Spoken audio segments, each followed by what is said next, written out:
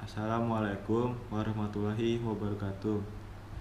Nah, di sini saya akan menjelaskan tentang teori aglomerasi dalam perencanaan wilayah dan kota. Nah, langsung saja ke penjelasannya. Teori aglomerasi adalah konsentrasi spasial yang dari aktivitas ekonomi di kawasan perkotaan karena penghematan akibat lokasi yang berdekatan dengan klaster spasial dari perusahaan dan para konsumen. Nah, keuntungan-keuntungan dari konsentrasi spasial sebagai akibat dari ekonomi skala disebut dengan ekonomi aglomerasi. Pengertian ekonomi aglomerasi juga berkaitan dengan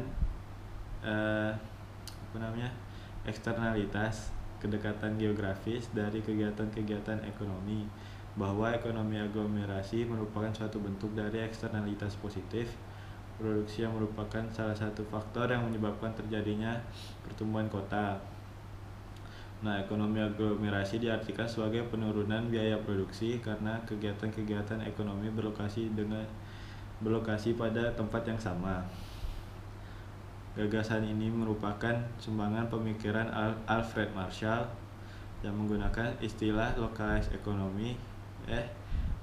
industry sebagai pengganti dari istilah ekonomi aglomerasi.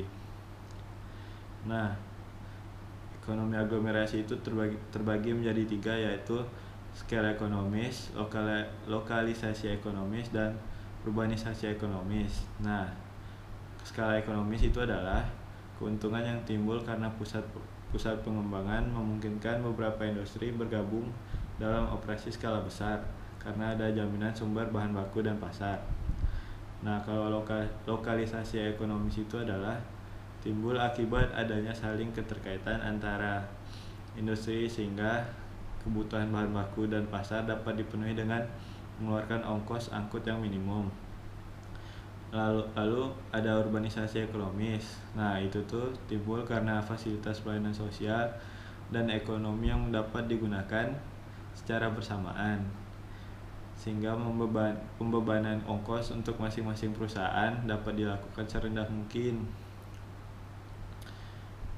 Aglomerasi juga ada di dalam teori neoklasik.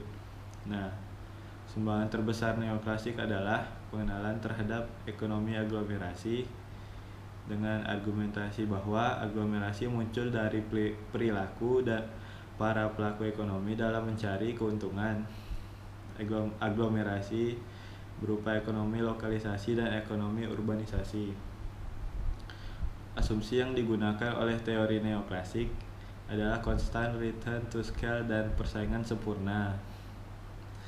Dalam sistem perkotaan, teori neoklasik mengasumsikan adanya persaingan sempurna sehingga kekuatan sentripetal aglomerasi disebut sebagai ekonomi eksternal murni.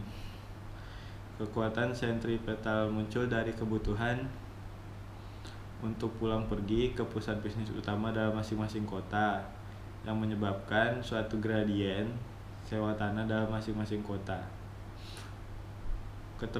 Keterbatasan teori neoklasik juga diantaranya adalah melihat bahwa ekonomi eksternal yang mendorong adanya aglomerasi masih dianggap sebagai misteri. Di samping itu, sistem perkotaan neoklasik adalah non-spasial yang hanya menggambarkan jumlah dan tipe kota, tetapi tidak menunjukkan lokasinya. Nah, mungkin itu saja yang penjelasan dari saya. Jika ada kata yang salah, mohon dimaafkan.